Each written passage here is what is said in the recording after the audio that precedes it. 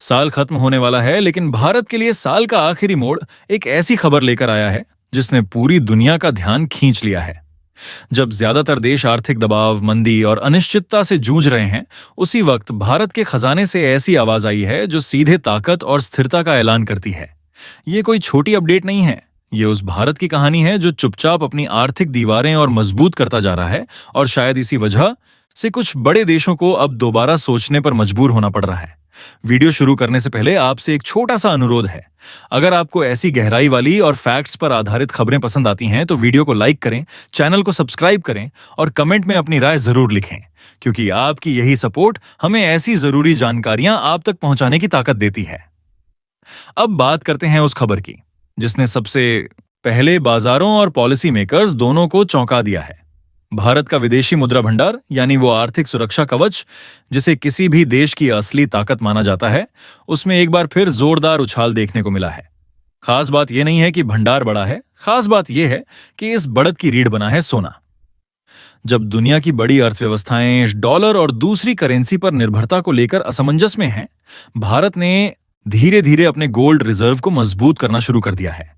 लगातार तीसरे हफ्ते भारत के विदेशी मुद्रा भंडार में बढ़ोतरी दर्ज की गई है। इस दौरान जहां करेंसी एसेट्स में हल्का उतार चढ़ाव देखने को मिला, वहीं सोने के भंडार ने साफ संकेत दिया कि भारत अब सिर्फ कागजी करेंसी पर भरोसा नहीं कर रहा, बल्कि ठोस संपत्ति की तरफ कदम बढ़ा चुका है। रिजर्व बैंक के आंकड़ों के मुताबिक दिसंबर के तीसरे सप्ताह में खत्म हुए कारोबारी सप्ताह तक भारत का कुल विदेशी मुद्रा भंडार लगभग 693 अरब अमेरिकी डॉलर के स्तर तक पहुंच चुका है, और इस बढ़त का बड़ा हिस्सा सिर्फ और सिर्फ सोने से आया है। यह वही समय है जब अमेरिका की तरफ से भारत पर भारी टैरिफ लगाए गए हैं। दुनिया में गिने चुने देशों में भारत शामिल है जिस पर इतने ऊंचे शुल्क लागू हैं, लेकिन इसके बावजूद भारत की आंतरिक अर्थव्यवस्था से जो संकेत निकल रहे हैं वो यह दिखाते हैं कि दबाव के बीच भी संतुलन बनाए रखा जा सकता है। भारत ने अमेरिका के सामने टैरिफ कम करने के प्रस्ताव रखे हैं, लेकिन उससे पहले ही भारत के आंकड़े खुद बोलने लगे हैं, और शायद यही वजह है कि अब फैसले एक तरफा नहीं रह गए हैं। सोने के भंडार में आई तेजी सिर्फ एक आंकड़ा नहीं है, ये उस रणनीति का हिस्सा है जिसमें भारत अपनी करेंसी को स्थिर रखने, वैश्विक अस्थिरता से खुद को बचाने और भविष्य की अनिश्चितताओं के लिए तैयारी कर रहा है। रुपए के मूल्य में मामूली उतार चढ़ाव के बावजूद गोल्ड रिजर्व का लगातार बढ़ना यह बताता है कि भारत का फोकस लॉन्ग टर्म सिक्योरिटी पर है, न कि सिर्फ शॉर्ट टर्म फायदे पर। अगर पिछले कुछ सालों पर नजर डालें तो यह साफ दिखता है कि भारत ने विदेशी मुद्रा भंडार को सिर्फ नंबर गेम की तरह नहीं लिया। साल 2024 में भारत ने अपने भंडार के उच्चतम स्तर को छुआ था, और भले ही इस साल वही आंकड़ा पूरी तरह पार ना हुआ हो, लेकिन जिस तरह से ग्रोथ का पैटर्न बना हुआ है उससे यह उम्मीद मजबूत होती है कि आने वाले समय में भारत और ज्यादा स्थिर स्थिति में नजर आएगा। ये पूरी तस्वीर हमें यह समझाती है कि भारत की आर्थिक कहानी सिर्फ एक्सपोर्ट या ट्रेड तक सीमित नहीं है। ये कहानी उस सोच की है जहां देश अपने रिस्क को पहचान रहा है, अपने एसेट्स को बैलेंस कर रहा है और धीरे धीरे खुद को उस स्थिति में ला रहा है जहां बाहरी दबाव उतना असर नहीं डाल पाए। और यही वो बैकग्राउंड है जहां से आगे की कहानी और भी ज्यादा दिलचस्प होने वाली है, क्योंकि अब बात सिर्फ खजाने की नहीं, बल्कि रोजगार, मैन्युफैक्चरिंग और उस बड़े एक्सपोर्ट मिशन की है जो भारत को एक नई ऊंचाई तक ले जा सकता है। अब कहानी यहां से एक नए मोड़ पर पहुंचती है, क्योंकि भारत की मजबूती सिर्फ विदेशी मुद्रा भंडार तक सीमित नहीं है। असली बदलाव वहां दिखता है जहां आम लोगों की जिंदगी सीधे तौर पर बदलने लगती है, और यही वजह है कि अगली तस्वीर हमें भारत के मैन्युफैक्चरिंग और रोजगार सेक्टर में देखने को मिलती है। पिछले कुछ वर्षों में सरकार की एक रणनीति ने पूरी इंडस्ट्री का रुख बदल दिया, और उसी रणनीति का असर अब जमीन पर साफ दिखाई देने लगा है। प्रोडक्शन लिंक्ड इंसेंटिव स्कीम, यानी वह योजना जिसने भारत को सिर्फ बाजार नहीं बल्कि फैक्ट्री बनाने वाले देश की पहचान दिलानी शुरू कर दी है। इस स्कीम का मकसद बिल्कुल साफ था, ज्यादा उत्पादन, ज्यादा निवेश और ज्यादा नौकरियां। और जब इसके नतीजे सामने आए तो उन्होंने हर उस सोच को गलत साबित कर दिया जो मानती थी कि भारत बड़े पैमाने पर मैन्युफैक्चरिंग नहीं कर सकता। दिसंबर 2025 की रिपोर्ट बताती है कि इस स्कीम के चलते देश में लगभग 13 लाख से ज्यादा नई नौकरियां पैदा हो चुकी हैं। ये सिर्फ आंकड़े नहीं हैं, ये वो परिवार हैं जिनकी आमदनी स्थिर हुई है, ये वो युवा हैं जिन्हें पहली बार काम करने का मौका मिला है, और ये वो शहर और कस्बे हैं जहां अब इंडस्ट्री की हलचल दिखाई देने लगी है। इन नौकरियों में एक बड़ा हिस्सा सीधे फैक्ट्रियों से जुड़ा हुआ है, जहां लोग रोजाना काम कर रहे हैं और नियमित वेतन पा रहे हैं, जबकि बाकी नौकरियां लॉजिस्टिक्स, पैकेजिंग और सप्लाई चेन जैसी सेवाओं से जुड़ी हैं, जो किसी भी मजबूत अर्थव्यवस्था की रीढ़ मानी जाती हैं। इस पूरी तस्वीर का एक और अहम पहलू है महिला भागीदारी। इस स्कीम के तहत काम करने वाली बड़ी संख्या में महिलाएं शामिल हैं, खासकर वो महिलाएं जो पहली बार वर्कफोर्स का हिस्सा बनी हैं। कई मैन्युफैक्चरिंग यूनिट्स में महिलाओं की हिस्सेदारी बहुमत में है, और यह बदलाव सिर्फ आर्थिक नहीं बल्कि सामाजिक भी है। यह दिखाता है कि जब सही नीतियां बनती हैं तो उनका असर सिर्फ जीडीपी पर नहीं बल्कि समाज की संरचना पर भी पड़ता है।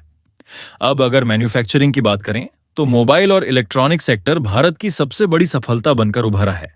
कुछ साल पहले तक जिस देश में ज्यादातर स्मार्टफोन बाहर से आते थे, आज वही देश दुनिया के सबसे बड़े मोबाइल प्रोड्यूसर्स में गिना जाने लगा है। स्मार्टफोन एक्सपोर्ट में कई गुना बढ़ोतरी हुई है और भारत का नाम अब ग्लोबल सप्लाई चेन में मजबूती से दर्ज हो चुका है। यह बदलाव अचानक नहीं आया, बल्कि लगातार फैसलों, निवेश और भरोसे का नतीजा है। दुनिया की बड़ी टेक कंपनियां अब भारत को सिर्फ एक बाजार नहीं बल्कि प्रोडक्शन हब के तौर पर देखने लगी हैं। हर चौथा स्मार्टफोन जिसे दुनिया के अलग अलग हिस्सों में बेचा जाएगा, उसके भारत में बनने की योजना इस बात का संकेत है कि भरोसा किस स्तर तक पहुंच चुका है। हालांकि अभी भी कई कंपोनेंट्स बाहर से आते हैं, लेकिन यह एक ऐसा फेज है जहां भारत धीरे धीरे वैल्यू चेन में ऊपर की तरफ बढ़ रहा है। ये वही स्टेज है जहां सही फैसले भारत को सिर्फ असेंबलर से मैन्युफैक्चरिंग लीडर बना सकते हैं। इस बदलाव का सीधा असर भारत की इंपोर्ट डिपेंडेंसी पर पड़ा है। एक समय था जब देश में इस्तेमाल होने वाले ज्यादातर मोबाइल फोन बाहर से मंगाए जाते थे, लेकिन आज हालात पूरी तरह बदल चुके हैं। अब लगभग सभी स्मार्टफोन देश के अंदर ही तैयार हो रहे हैं। इसका मतलब है कि विदेशी मुद्रा की बचत, लोकल इंडस्ट्री को सपोर्ट और रोजगार के नए अवसर, यही वो सर्कल है जो एक मजबूत अर्थव्यवस्था को जन्म देता है। अब इस पूरी कहानी का सबसे बड़ा और निर्णायक अध्याय आता है भारत का एक्सपोर्ट मिशन। सर्विस सेक्टर्स और मैन्युफैक्चरिंग के तालमेल से भारत का कुल निर्यात एक ऐसे स्तर की तरफ बढ़ रहा है जिसे कुछ साल पहले तक सिर्फ सपना माना जाता था। चालू वित्तीय वर्ष में भारत का एक्सपोर्ट करीब 850 अरब अमेरिकी डॉलर के आसपास पहुंच सकता है। यह आंकड़ा सिर्फ बड़ा नहीं है, यह एक संदेश है कि भारत अब ग्लोबल ट्रेड में साइड प्लेयर नहीं रहा। इस साल के शुरुआती महीनों में ही भारत सैकड़ों अरब डॉलर का निर्यात कर चुका है और अभी वित्तीय वर्ष के खत्म होने में समय बाकी है। आने वाले वर्षों में यह रफ्तार और तेज हो सकती है, खासकर जब नई इंडस्ट्रीज, नई टेक्नोलॉजी और नई ट्रेड डील्स जमीन पर उतरेंगी। यही वजह है कि ग्लोबल एनालिस्ट अब भारत को आने वाले समय की सबसे बड़ी आर्थिक ताकतों में गिनने लगे हैं। यह पूरी कहानी हमें एक ही बात समझाती है, भारत की ग्रोथ किसी एक सेक्टर पर निर्भर नहीं है। कहीं विदेशी मुद्रा भंडार मजबूत हो रहा है, कहीं मैन्युफैक्चरिंग जड़ें जमा रही है, कहीं रोजगार के नए रास्ते खुल रहे हैं और कहीं एक्सपोर्ट नए रिकॉर्ड की तरफ बढ़ रहा है। ये एक ऐसा मॉडल है जो झटकों को झेल सकता है और लंबी दौड़ के लिए तैयार है। अब सवाल यह नहीं है कि भारत आगे बढ़ेगा या नहीं, असली सवाल यह है कि भारत कितनी तेजी से और कितनी मजबूती के साथ आगे बढ़ेगा। आने वाले साल इस बात का जवाब देंगे, लेकिन जो संकेत आज दिख रहे हैं वो साफ कहते हैं कि कहानी अभी खत्म नहीं हुई है, बल्कि असली अध्याय अब शुरू हो रहा है। अगर आपको यह वीडियो जानकारीपूर्ण लगा हो तो वीडियो को लाइक जरूर करें, चैनल को सब्सक्राइब करें और कमेंट में बताएं कि आपको भारत की इस आर्थिक यात्रा का कौन सा हिस्सा सबसे ज्यादा अहम लगता है। आपकी राय हमारे लिए बेहद जरूरी है, क्योंकि यही संवाद हमें ऐसी और सटीक, गहरी और जरूरी खबरें आप तक लाने की ताकत देता है।